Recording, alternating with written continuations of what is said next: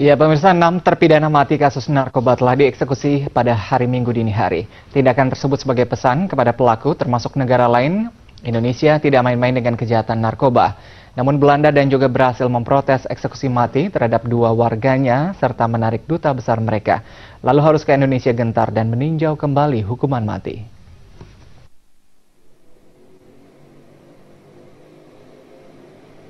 Eksekusi terhadap 6 terpidana mati kasus narkoba telah dilakukan Minggu dini hari. 5 terpidana dieksekusi di Lembaga Pemasyarakatan Nusa Kambangan dan 1 orang dieksekusi di Lembaga Pemasyarakatan Boyolali, Jawa Tengah.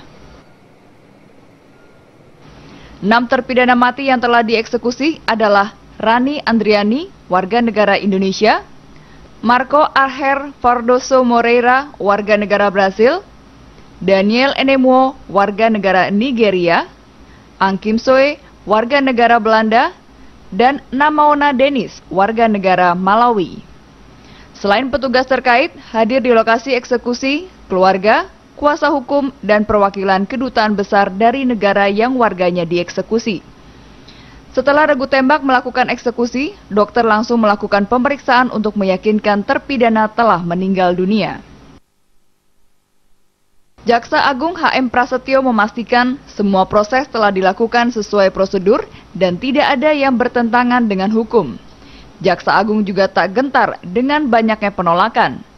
Hukuman mati diharapkan dapat memberikan efek jera kepada para pengedar narkotika, karena selain merugikan pribadi, penyalahgunaan narkoba juga dapat merusak generasi masa depan bangsa.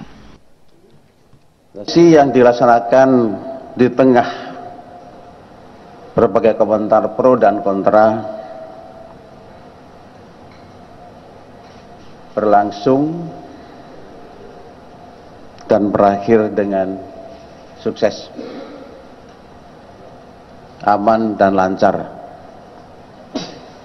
dan semua tentunya berkat kerjasama dan sinergitas dari semua pihak terkait dengan Mabes Polri, dengan jajaran BNN, dengan jajaran Polda Jawa Tengah, termasuk Polres Cilacap, dengan jajaran Kejaksaan Tinggi Banten, Jawa Tengah, dan tentunya Kejaksaan Agung sendiri. Kita lakukan ini. Namun reaksi keras langsung disampaikan negara-negara yang warganya dieksekusi. Belanda menarik duta besarnya untuk Indonesia. Begitu juga Brasil yang menarik sementara duta besarnya. Brasil juga menyampaikan surat protes kepada Indonesia. Jaksa Agung HM Prasetyo meminta negara yang warganya dieksekusi mati menghormati hukum positif yang berlaku di Indonesia. Menurutnya, eksekusi mati merupakan bukti keseriusan pemerintah dalam menangani kasus narkotika yang dianggap sudah kian memprihatinkan. Atas permintaan mereka juga bahwa kita tidak pernah berlaku semena-mena dalam penanganan perkara yang berakhir dengan putusan pidana mati ini. Dan sekali lagi, eksekusi pidana mati yang sudah kita laksanakan tengah malam tadi menjelang dini hari adalah proses perjalanan terakhir dari para terpidana sebagai pertanggungjawaban atas perbuatan yang sudah dilakukan oleh masing-masing yang bersangkutan. Dan di sisi lain tentunya sekali lagi adalah wujud daripada sikap tegas pemerintah Indonesia bahwa kita tidak pernah akan ada kompromi dengan para pelaku jaringan, sindikat, pengedar, dan bandar kejahatan narkotika ini. Aksi penolakan memang dilontarkan banyak pihak di luar negeri. Amnesty Internasional untuk Asia Tenggara dan Pasifik mengatakan, eksekusi mati sebagai kemunduran Indonesia yang beberapa tahun lalu telah menjauhi hukuman mati. Perwakilan tinggi Uni Eropa juga menentang eksekusi mati. Uni Eropa menentang hukuman eksekusi mati dalam semua kasus tanpa pengecualian. Tetapi tak sedikit yang setuju dengan hukuman mati bagi kasus narkoba. sebab Indonesia berstatus darurat narkoba.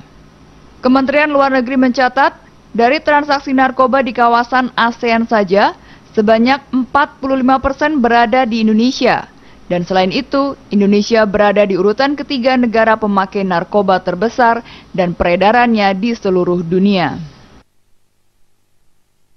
Temuan Badan Narkotika Nasional 850 kg sabu senilai 1,6 triliun rupiah di sebuah restoran salah satu mal di Pegadungan Kalideres, Jakarta Barat, 6 Januari lalu membuktikan Indonesia merupakan tujuan peredaran narkoba. Penangkapan jumlah narkoba terbesar se-Asia Tenggara ini diotaki pengedar narkoba jaringan internasional asal Hong Kong, Tiongkok, dan Malaysia. Lalu, haruskah Indonesia berdamai dengan penjahat narkoba karena ancaman pemutusan hubungan diplomatik negara-negara yang warganya terlibat dalam peredaran barang haram itu?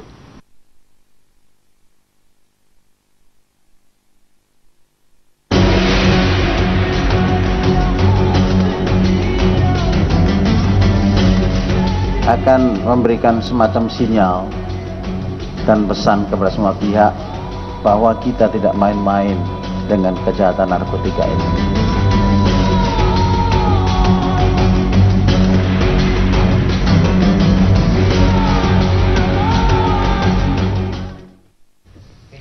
Iya, pemirsa, hukuman mati dan juga dampak bagi hubungan internasional. Dan ini akan kami bahas dalam Ada Apa Berita petang hari ini bersama dengan dua orang narasumber. Sudah hadir bersama kami. Di sebelah kiri saya sudah hadir Pak Imadadun Rahmat, Komisioner di Komnas HAM. Selamat malam, Pak Imadadun. Selamat malam. Iya, kemudian juga pengamat hukum internasional sudah hadir bersama kami, yaitu Pak Hikmahanto Juwana. Pak Hikmahanto, selamat malam. Selamat malam. Iya, pemirsa, Anda juga bisa bergabung bersama kami di line telepon 0215155111. Pak Hikmahanto, ini menarik kalau kita lihat hukuman mati masih menjadi kontroversi begitu ya antar negara, dan ada perbedaan pendapat antara negara termasuk Indonesia dan juga khususnya dalam hal ini Brazil dan juga Belanda yang menarik duta besar mereka. Eksekusi mati 6 WNA kemarin begitu ya. Apakah akan memberikan dampak hubungan internasional begitu, ketegangan politik dan juga ekonomi antara Indonesia dan negara-negara tersebut? Saya rasa tidak ya, tidak akan berdampak pada hubungan antar negara. Kenapa? Karena kita harus pahami bahwa yang bermasalah ini sebenarnya bukan Indonesia dengan Belanda atau Indonesia dengan Brazil, Indonesia dengan Australia. Tetapi kebetulan ada warga yang melakukan suatu kejahatan yang menurut kita di Indonesia sebagai extraordinary, yaitu terkait dengan narkoba. Kebetulan berkewarganegaraan Belanda, Brazil, Australia, dan lain sebagainya. Dan mereka sudah melalui suatu proses hukum dan sudah diputus dan kemudian sudah dipastikan bahwa tidak ada peradilan sesat dengan adanya peninjauan kembali. Lalu kemudian mereka diberikan haknya juga untuk meminta pengampunan kepada presiden, tetapi presiden tidak mengabulkan.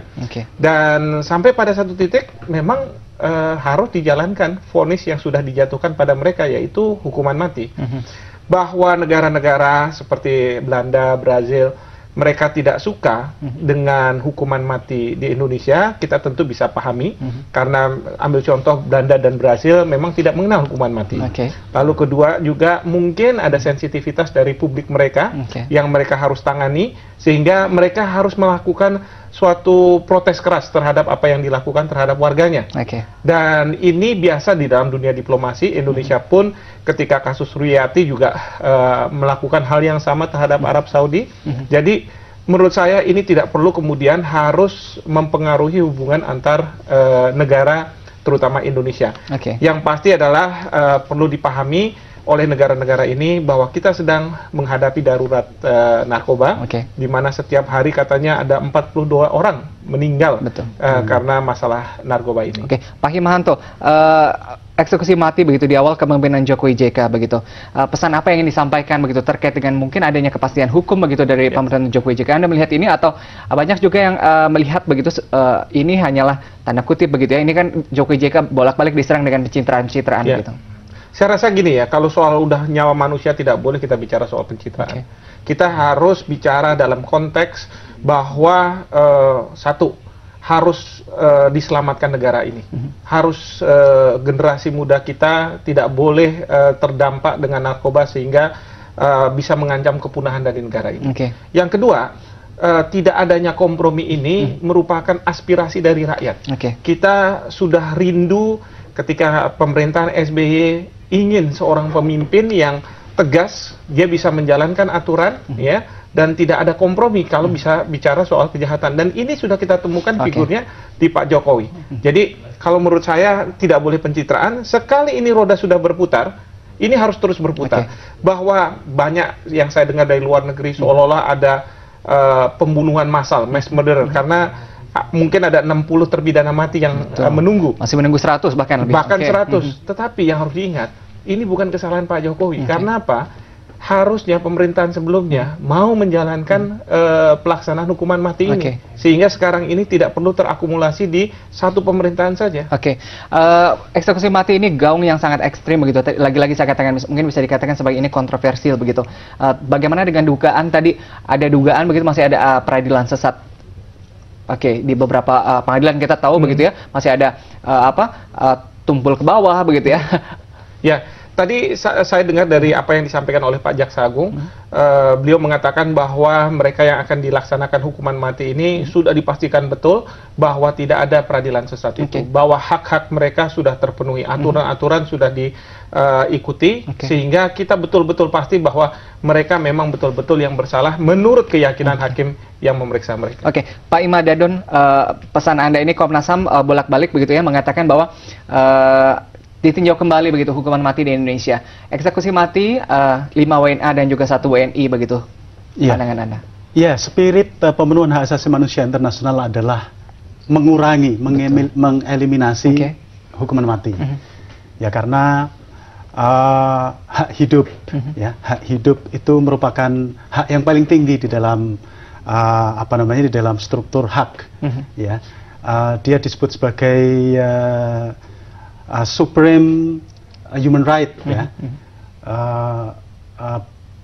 Badan Hak Asasi Manusia PBB mengatakan demikian. Kemudian Kovenan Politik dan Sivil juga menempatkan hak hidup sebagai hak yang tidak bisa dikurangi, tidak bisa ditunda, yang istilahnya adalah non-derogable right.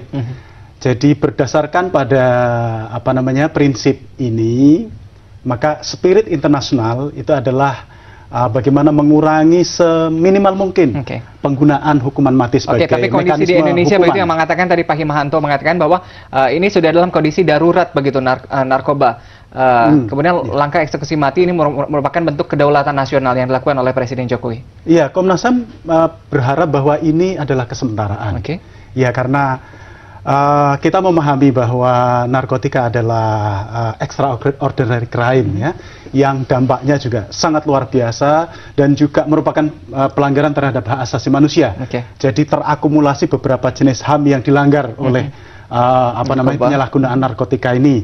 Hak orang untuk hidup sehat, hak orang untuk sehat itu dalam pengertian fisik, mental, dan juga nalar. Nah, ini destruksinya kan luar biasa. Oleh karena itu, ke depan kita berharap bahwa tindakan tegas itu tidak harus lagi dengan hukuman mati. Misalnya hukuman yang paling berat, misalnya hukuman penjara seumur hidup, kita berharap itu sudah cukup untuk menimbulkan efek jerah. Narkoba, narkotika begitu juga? Iya, kita berharap ini sudah memunculkan efek jerah. Karena memang ini satu dilema, ya.